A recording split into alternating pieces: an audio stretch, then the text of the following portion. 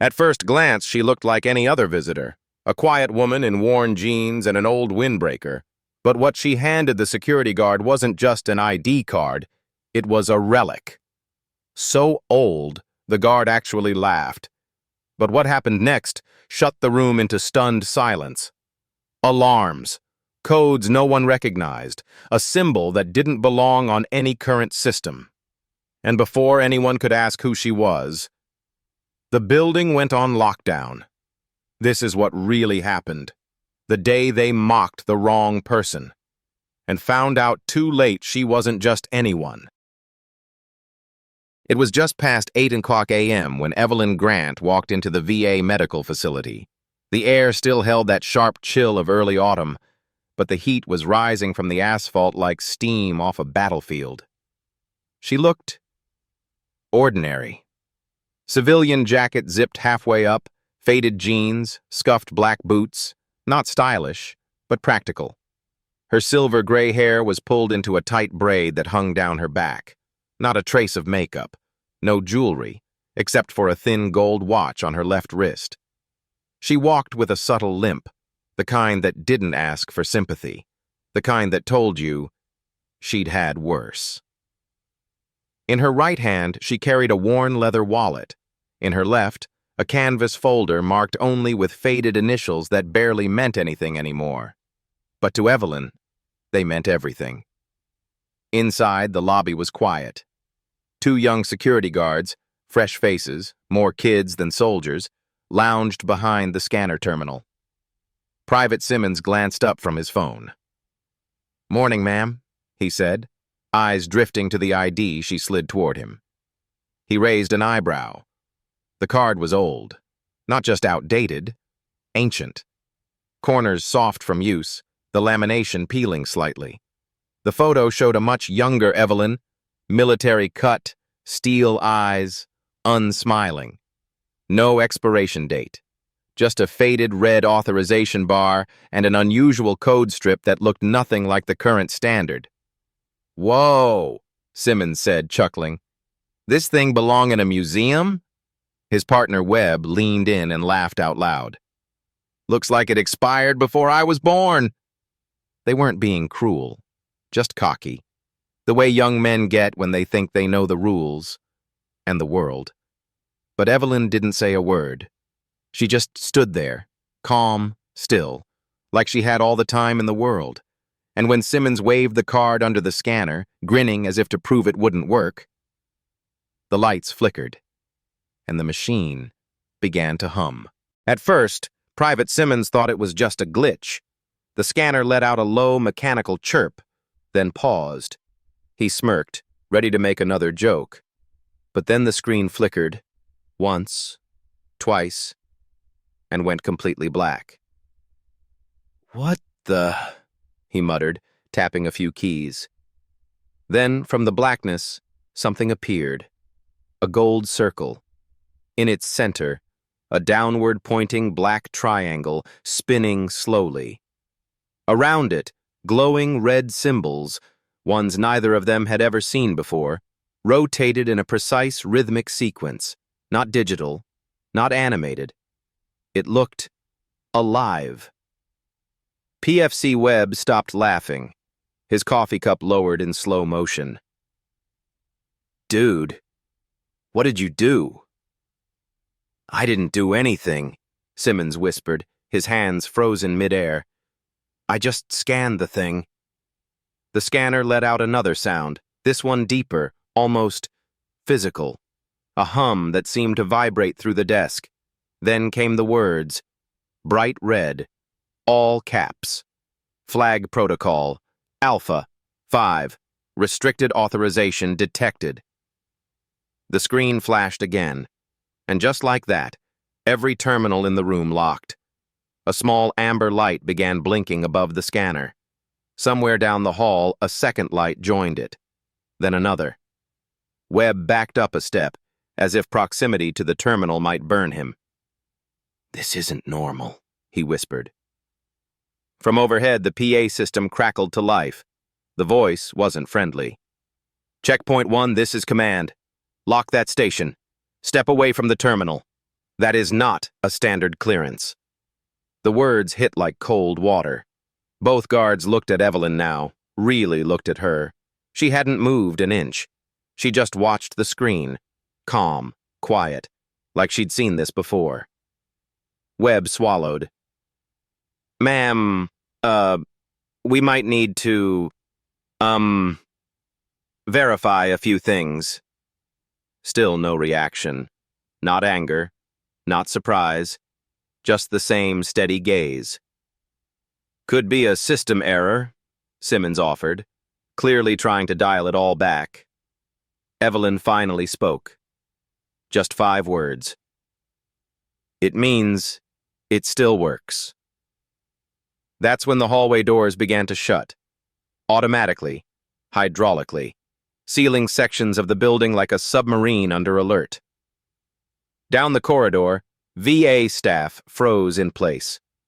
Radios at their waists crackled with encrypted codes, short bursts of numbers and phrases that sounded rehearsed but serious. And still, nobody knew who she was. A few brave souls peeked around corners. One older nurse ducked back into an office and made a call. From a side door near the scanner, a man appeared.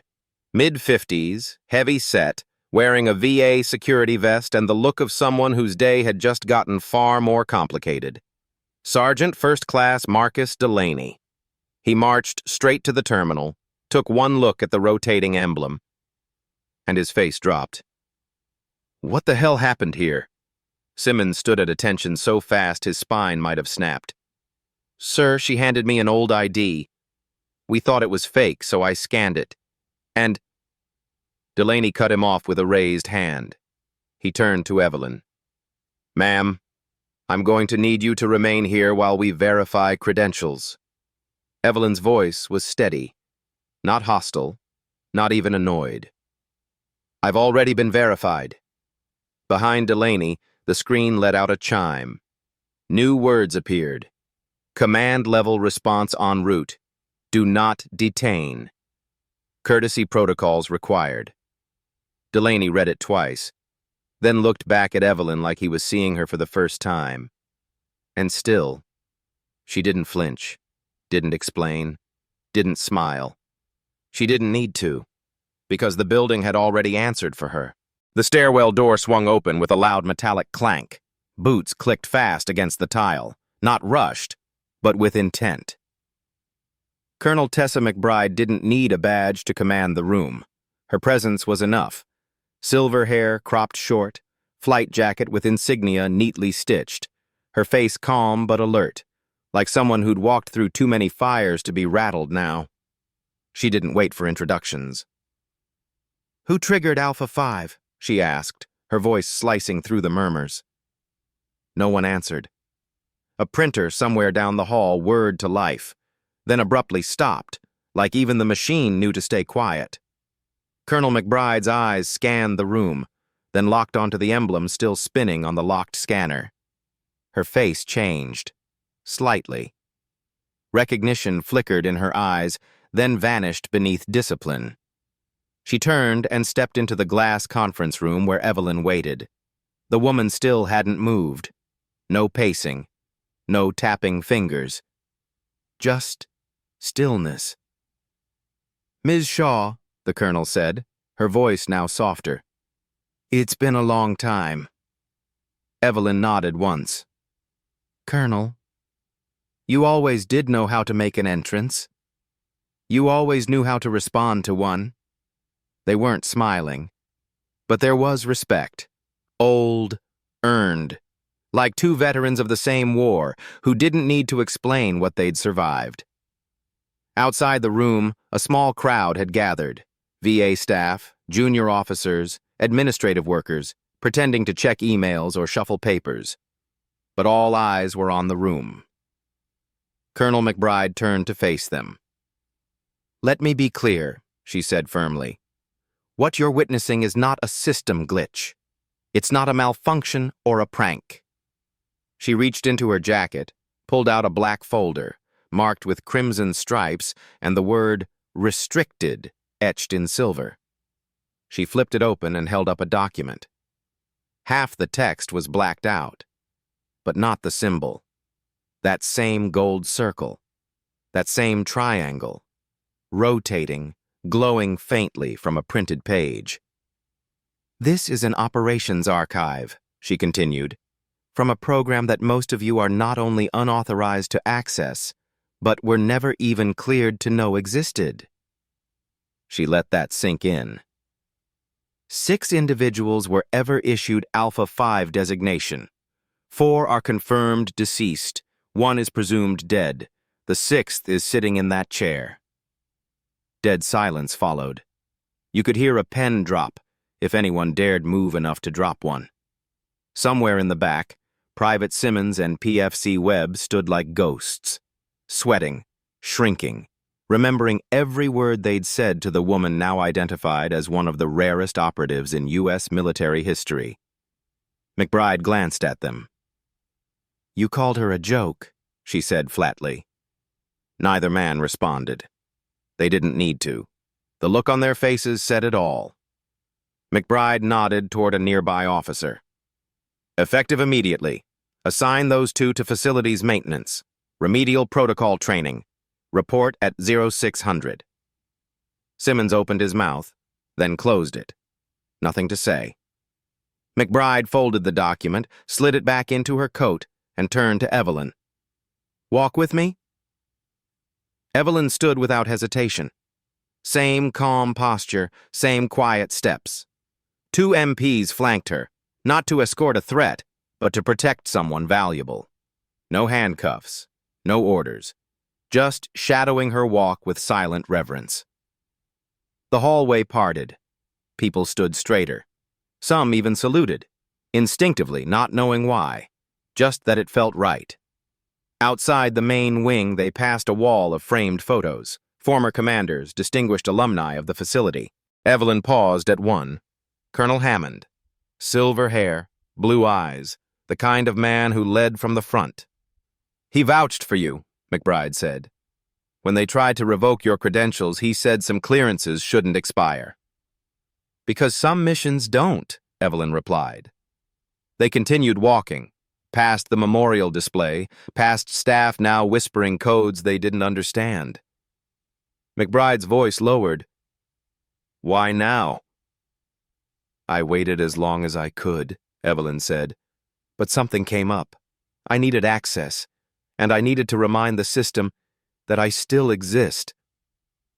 McBride didn't press. She understood the weight behind those words. Outside, sunlight hit the parking lot like a spotlight, and Evelyn's truck sat in the corner, just as quiet, just as unassuming, as she had been when she walked in. "You ever think about coming back?" McBride asked. "I never really left," Evelyn said. "Some things stay with you, even after the uniform comes off." McBride gave the faintest nod. "I could use people like you, people who remember what discretion means." Evelyn looked out at the horizon, then back at the colonel. "Maybe, but only if they stop laughing at ID cards." That earned the tiniest smile. "Fair enough," McBride said. And then they walked in silence again, not needing to say more. Because whatever Evelyn had once done, whatever she was still capable of, they all now knew one thing. She hadn't come through those doors by accident. She came because the system had forgotten who she was, and she reminded them. By the time Evelyn Shaw exited the side doors of the VA facility, the air had shifted.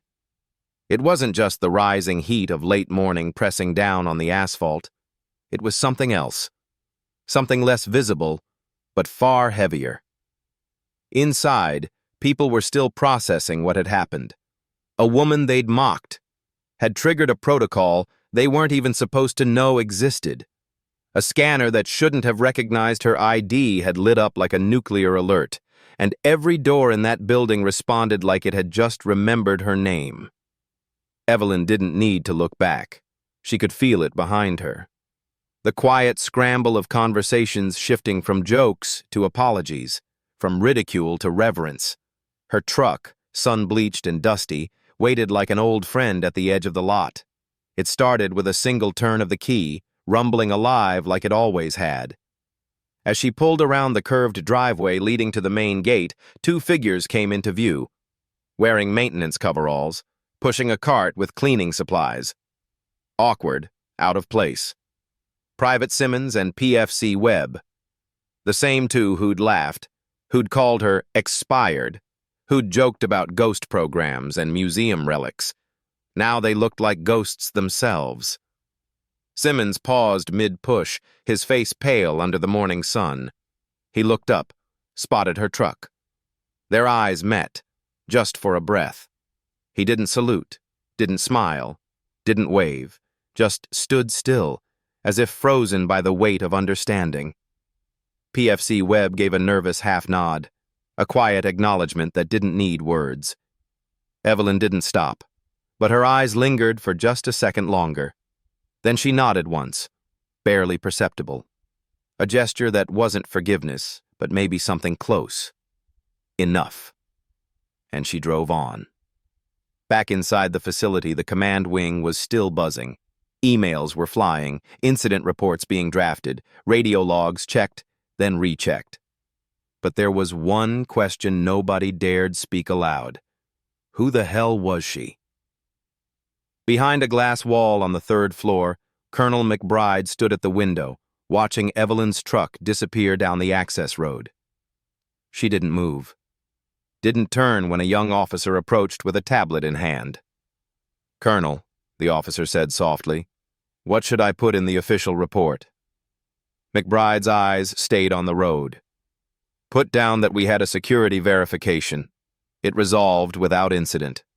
All personnel involved were briefed appropriately." The officer hesitated. "And the individual who triggered the alert?" McBride finally turned to him. "What individual?" He blinked. "The woman with Alpha 5 clearance?" McBride stepped past him and down the corridor. Her voice trailed behind her. "Alpha 5 doesn't exist." The hallway fell quiet. Back on the road, Evelyn rolled down the window. The wind rushed in, catching the strands of silver hair that had slipped from her braid. She didn't smile, didn't cry. But her face softened, because this morning had confirmed something important. The system still remembered her, even if the people running it had forgotten. And maybe, just maybe, they'd remember better next time. Evelyn Shaw didn't talk about her past. Not at grocery stores, not at church, not even to the neighbors who waved at her front porch every Sunday like clockwork. People saw a quiet older woman in worn jeans and steel-toed boots, someone who fixed her own fences, paid in cash, and asked for no help.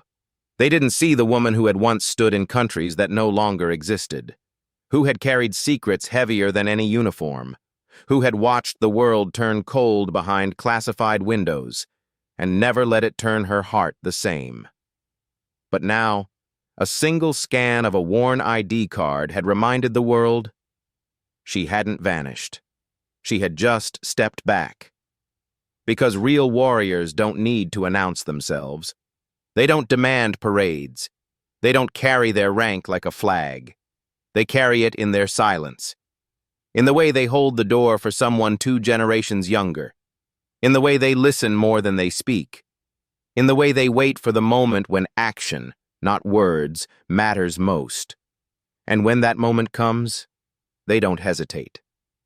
They swipe the card. They let the world remember. That afternoon, somewhere along Route 17, Evelyn turned off the highway. A quiet side road. Sun cutting low through the trees.